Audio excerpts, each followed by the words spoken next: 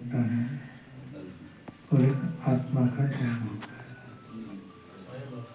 शरीर का जन्म तो हर व्यक्ति का होता है और आत्मा का जन्म तो किसी एक का होता है।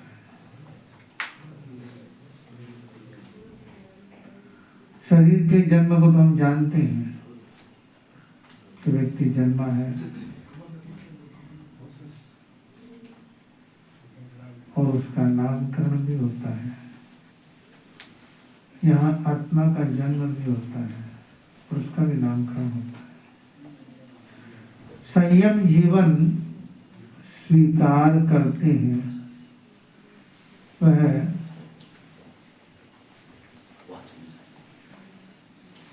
शरीर से नहीं करते, आत्मा से करते हैं। आत्मा से स्वीकार करते हैं और आत्मा से स्वीकार करने के बाद आत्मा से ही उसका पालन होता है। इसलिए संयम जीवन स्वीकार को भी कहा जाता है कि दूसरा जन्म होगा, एक जन्म के अंदर दूसरा जन्म होगा। तो आज के दिन, कुछ दिन पहले हमने आचार्य महाश्रवण का जन्मदिन नहीं मनाया। उस समय जन्मदिन मनाया था मोहन दुग्गड़ का। आज जन्मदिन मना रहे हैं हम इसका आचार्य महाश्रवण का। आप कहोगे व्यक्तित्व एक ही दोनों, चाहे मोहन कहो, चाहे मुदित कहो, चाहे महाश्रवण कहो, व्यक्तित्व एक ही है। व्यक्ति एक ही होता है, पद नाम अलग अलग हो जाते हैं। समय के साथ व्यक्ति के पर्याय बदल जाते हैं। आचार्य महाश्रवण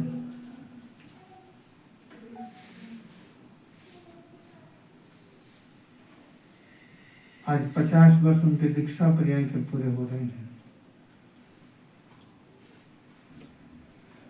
50 वर्ष पूरे होने पर एक माना जाता है कि संयम पर्याय के 50 वर्ष पूरे करना है और उसके पश्चात और आगे बढ़ते हैं। कईयों के संयम पर्याय के 75 वर्ष पूरे हो जाते हैं, कईयों के संयम पर्याय के 80-90 वर्ष भी पूरे हो जाते हैं। आचार्य महाश्रवण जी के शासन काल में हमारे धर्म संघ में एक साध्वी है जो अभी वर्तमान में 106 वर्ष की। एक साध्वी है जो लगभग 98 वर्ष की है। आचार्य महाश्रवण दीक्षा लेना एक संस्कार है और उस संस्कार के बाद अपने जीवन को बनाना ये व्यक्ति के स्वयं के कर्म के ऊपर है। दीक्षा तो हम सब ने ली है, मैंने भी ली है, इन्होंने भी ली है और भी सैकड़ों साधु साधियों ने ली है। आचार्य महाश्रवण जी ने भी ली दीक्षा, पर सारे तो आचार्य महाश्रवण नहीं बने। इसलिए दीक्षा लेना एक संस्कार है, परंतु जीवन को जागृत करना तो व्यक्ति का स्वयं का पुरुषार्थ है। आचार्य महाश्रवण जी ने आचार्य बनने का पुरुषार्थ नहीं किया। आप सोच रहे होंगे कि उन्होंने दीक्षा लेने के बाद में ये पुरुषार्थ किया, ये प्रयत्न किया कि वे आचार्य बने, नहीं, मैं जानता हूँ उनको बचपन से, क्योंकि 47 वर्ष मेरे को भी दीक्षा के पूरे हो रहे हैं और 50 वर्ष उनको हो रहे हैं। 48 वर्ष से मैं उनको निकटता से जानता हूँ। 48 वर्ष से मैं उनको निकटता से जानता हूँ। इसका मतलब है कि 48 कैसे समझ लो, लगभग 50 वर्ष से जानता हूँ। वे बचपन में एकदम मौनी थे। 10 बार बुलाते तब 1 बार बोलते थे, पर आज भी बोलते नहीं ज्यादा। आप सोचते हैं कि आज बोलते हैं, आज भी बोलते नहीं है, मुस्कुराते हैं और आशीर्वाद देते हैं जी हाँ बस। आप सोचोगे कि वो बात करते हैं, बात नहीं करते हैं।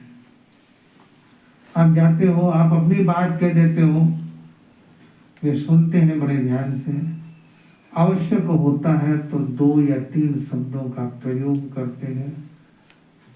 अच्छा, धर्म ध्यान करना, मंगल पाठ, ज्यादा नहीं बोलते। परंतु एक चीज है कि पहले उनके चेहरे पर हरदम मौन रहा करता था और अब उनके चेहरे पर मुस्कान रहती है। पहले मुस्कान देखने को नहीं मिलती थी, अब उनके चेहरे पर मुस्कान रहती है। पहले वे अपने आप में लीन रहा करते थे, न बोलते, न घुलते मिलते, न किसी के साथ बैठते। वे अपने अध्ययन में लगे रहते, पढ़ते रहते, सीखते रहते। हम सोचते कि इतना पढ़ाकू भी क्यों बनना है, और आज लगता है कि हमारी सोच गलत थी। आज उनके ज्ञान की गहराई है और हमारा ज्ञान ऊपर ऊपर का है। वे जितने विनम्र थे पहले, उससे भी ज्यादा विनम्र आज हो गए।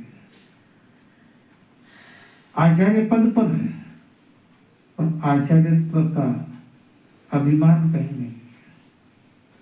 कभी आप उनके चेहरे पर गर्व की अनुभूति नहीं देखेंगे, कभी आप उनके बॉडी लैंग्वेज में भी कहीं अभिमान नहीं देखेंगे, अकड़पन नहीं देखेंगे।